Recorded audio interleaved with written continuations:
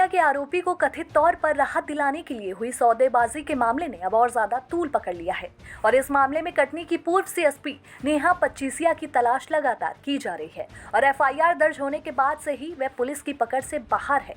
Police का कहना है कि उन्हें जल्द ही गिरफ्तार किया जाएगा।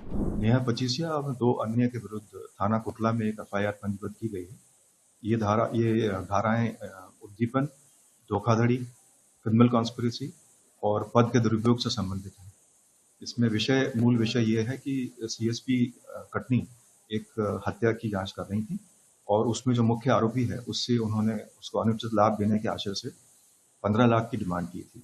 उस पक्ष के पास में उन्होंने जब बताया कि हमारे पास 15 लाख रुपए नहीं है, तो उन्होंने उस पक्ष के फादर की जो जमीन है, मुख्य आरोपी की जमीन, उसको अपने करीबी के नाम पर रजिस्ट्री करवा ली और जो उनका आपस में जो सौदा हुआ था, उस सौदे के 92 लाख उनको वापस नहीं किए। तब आवेदक जो हत्या के आरोपी है उसके बेटे ने ये शिकायत की थी। दरअसल आपको बता दें कि कटनी के कुठेला थाने में पूर्व सीएसपी नेहा पच्चीसिया और उनके 2 सहयोगियों के खिलाफ मामला दर्ज किया गया था और एफआईआर दर्ज होने के बाद से ही नेहा पच्चीसिया को निलंबित भी कर दिया गया था। पुलिस के मुताबिक केस दर्ज होने की जानकारी उन्हें पहले से ही हो गई थी। वहीं उनकी आखिरी लोकेशन भोपाल पुलिस मुख्यालय के आसपास मिली थी। वहीं हैरानी की बात तो ये रही कि उस समय उनके मुख्यालय में मौजूद होने की जानकारी होने के बावजूद पुलिस उन्हें गिरफ्तार नहीं कर पाई। इसके बाद से वो लगातार अपने ठिकाने बदल रही है और इस मामले की जांच के लिए अब 8 सदस्यों वाली एसआईटी भी बनाई जा चुकी है और इसकी अगुवाई एडिशनल एसपी अंजना तिवारी कर रही हैं। एसआईटी ने जांच को आगे बढ़ाते हुए झिंझटी जेल में बंद हत्या के आरोपी आकाश और रमेश लोधी से पूछताछ की है। वहीं दोनों आरोपियों के बयान भी दर्ज किए जा चुके हैं। जेल में उनसे कई घंटे तक सवाल जवाब किए गए हैं।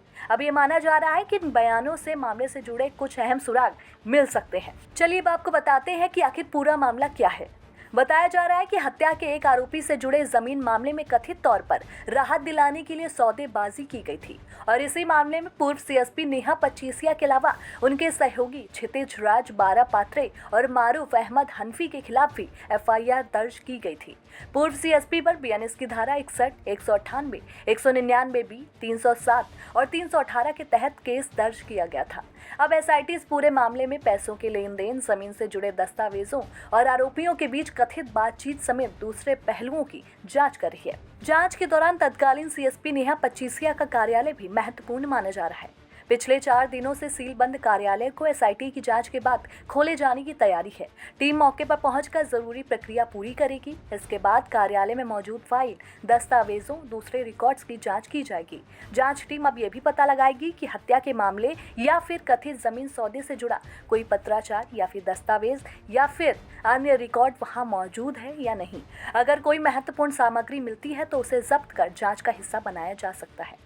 वहीं जबलपुर रेंज के आईजी प्रमोद वर्मा के मुताबिक सभी आरोपियों को गिरफ्तार करने की कोशिश की जा रही है। एफआईआर होने के बाद में सीएसपी कटनी को जबलपुर में डीआईजी ऑफिस में अटैच किया गया है और उनके ऑफिस को प्रशासनिक दृष्टिकोण से सील किया गया है और उनके जो ऑफिशियल स्टाफ है, रीडर, ड्राइवर और गनमैन, उनको सस्पेंड किया गया है और जांच में आई लापरवाही के कारण 2 सब इंस्पेक्टर्स को भी सस्पेंड किया है और इस प्रकरण की जांच अब जबलपुर में एडिशनल एसपी अंजना तिवारी। अब देखना होगा कि एसआईटी की जांच से कौन-कौन से नए तथ्य सामने आते हैं और फरार पूर्व सीएसपी नेहा पच्चीसिया तक पुलिस कब पहुंच पाती है।